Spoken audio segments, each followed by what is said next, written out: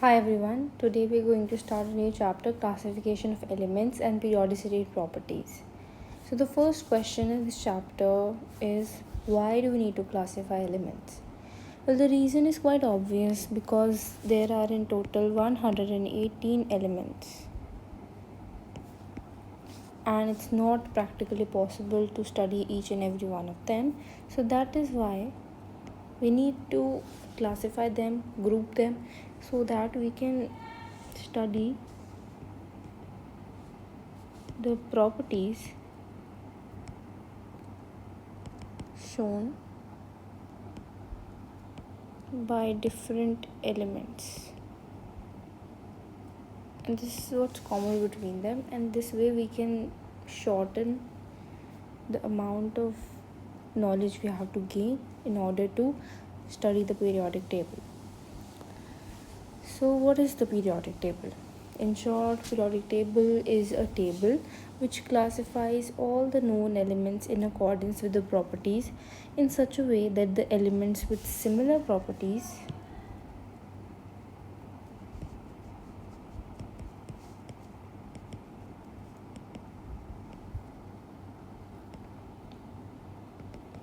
are grouped together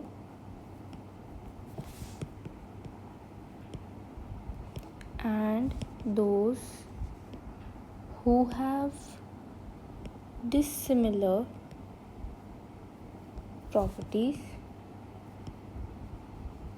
are kept separated. And also in the periodic table, the elements are divided into various blocks S, P, D, F, which help us to study their properties differently. So, and this periodic table went through a lot of developments, and it was not the same the way we have it today, many years ago.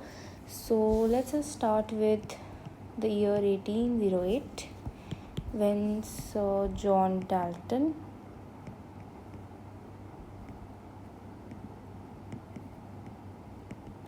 proposed his atomic theory.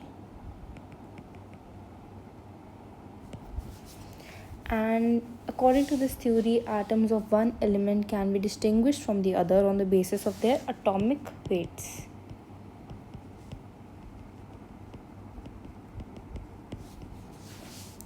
So all the earlier attempts on the classification of elements were based upon atomic weights.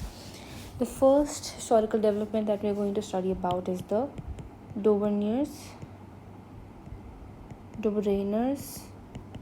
triads law. So this law states that it doesn't state, actually what he did was he arranged similar elements in groups of 3, and then he showed that their atomic weights were either nearly or the same, and the atomic weight of the middle element was approximately the arithmetic mean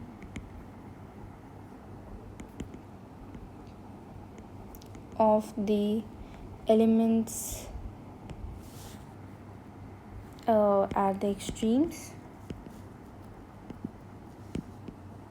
So for example, you have 3 elements A, B and C. So for example, this element has X gram weight and this has Y gram weight. So the weight of B will be X plus Y by 2, which is basically the arithmetic mean. So he also gave us some examples like lithium, sodium, potassium, whose weights are 7, 23 and 39. So if you calculate the mean of 7 and 39, the answer will be 23. Another example can be chlorine, bromine, iodine, and when we calculate the mean, this will be 80.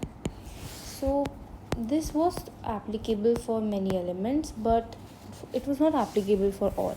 So the major drawback of this law was that it could only be applied to a limited number of elements, so it was dismissed as a mere coincidence. So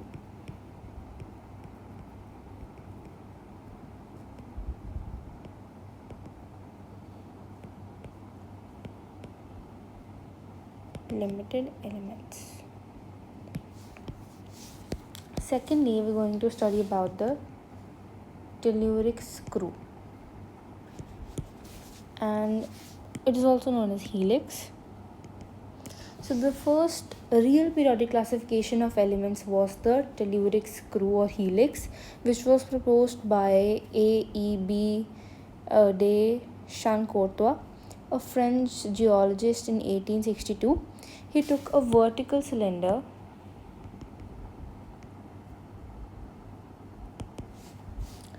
and drew 16 equidistant lines because the atomic weight of oxygen was 16. So the main focus was on oxygen by the scientist, and on its surface perpendicular to the axis of the cylinder, and then he drew a helix at an angle of 45 degrees. The angle was 45 degrees and to the axis, and arranged the then known elements in increasing order of the atomic weights on the helix. And he observed that the elements whose atomic weights differed from each other by 16 or multiples of 16 fell along the same perpendicular line, and showed that they also had the same properties.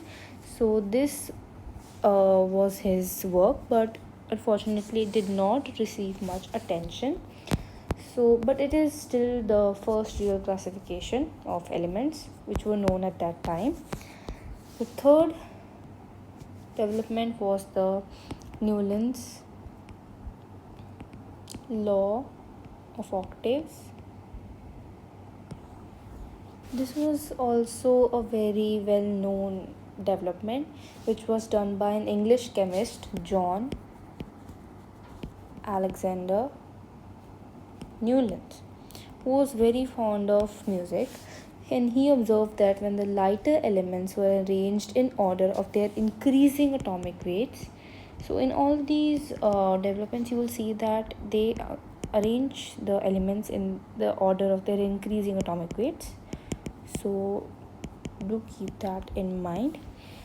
Increasing atomic weights, the properties of every eighth element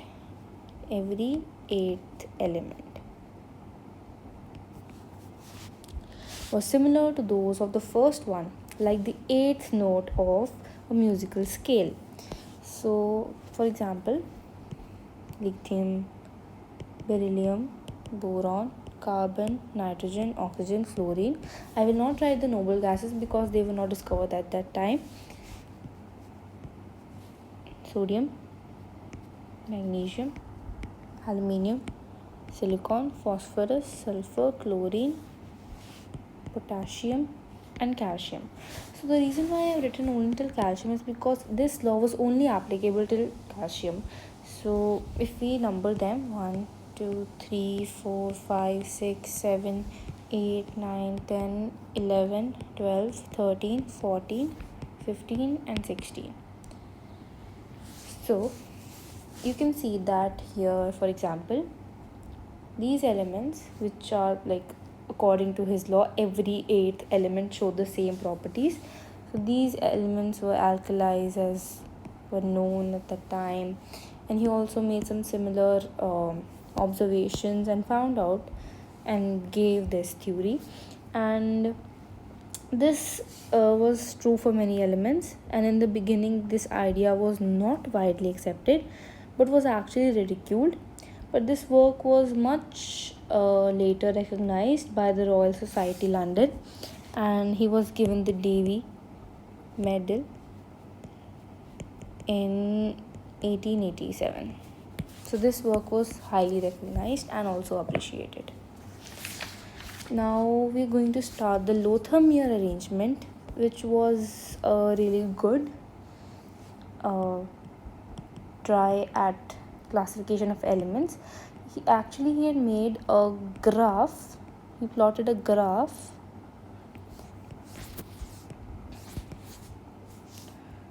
where the y-axis he plotted the atomic volume, and it was just the gram atomic weight divided by density, and on the x-axis he took the atomic weights,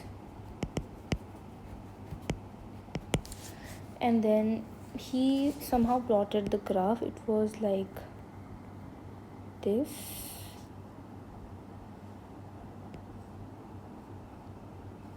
It was a zigzag line,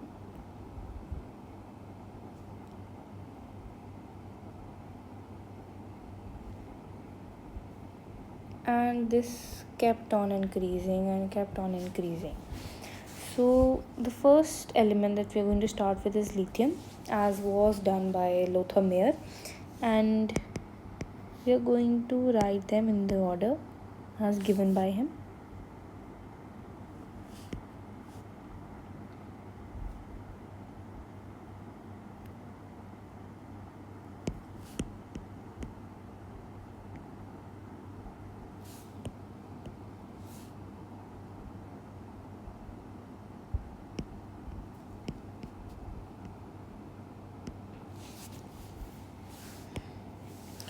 So you can see that the most strongly electropositive alkali metals like lithium, sodium, and here comes potassium, then rubidium, and again cesium in the end, occupy the peaks on the curve. The less strongly electropositive alkaline earth metals like beryllium, magnesium, calcium will also come somewhere here, and so on. These occupy the descending positions on the curve like this. So the most electronegative elements like the halogens, which are fluorine is a little, it comes in this side. So it occupies the ascending position on the curve, and on the basis of these observations, he proposed that the physical properties of the elements are a periodic function of their atomic weights. So he was quite appreciated for this work, but it was only after Mendeleev that he released his work. So the original credit of the periodic table is given to Mendeleev. So Mendeleev gave the law that the periodic properties are a periodic function of the atomic weights of elements. However, this was modified later by a scientist named Moseley. So Mendeleev did not plot a graph. However, he made a table. He made the first periodic table. This is where the story of the periodic table began. So he arranged the known elements in order of their increasing atomic weights. He also used the concept of atomic weights and grouped together elements with similar properties, and he also left out blank spaces wherever necessary. So he was aware of the fact that the elements which are not discovered yet should be given a place in the periodic table, which was something that was very unique at that time. And he also made the bold prediction that there were some unknown elements which would be discovered in due course of time and would fill these blank spaces, and he even predicted their properties in the light of the properties of the other elements in the same group. Later on, these unknown elements were discovered and were found to possess the exactly same properties as predicted by Mendeleev. So, for example, gallium, and another element, germanium, were not known at the time Mendeleev made the periodic table. So he had actually named these elements as Aka, aluminium, and Aka, silicon. Aka means next in Sanskrit, and these were not discovered at the time, so he had left spaces for these two elements, which are now known and discovered. So, and these were found by Winkler. There was another scientist, Winkler, who found these elements, and these were respectively given their places as left blank by Dmitry Mendeleev. In the next video, we'll discuss more about the defects and the properties of the periodic table made by Mendeleev. And now next we'll study about the long form of the periodic table, which is the modern periodic table, and also Moseley's law. So thank you.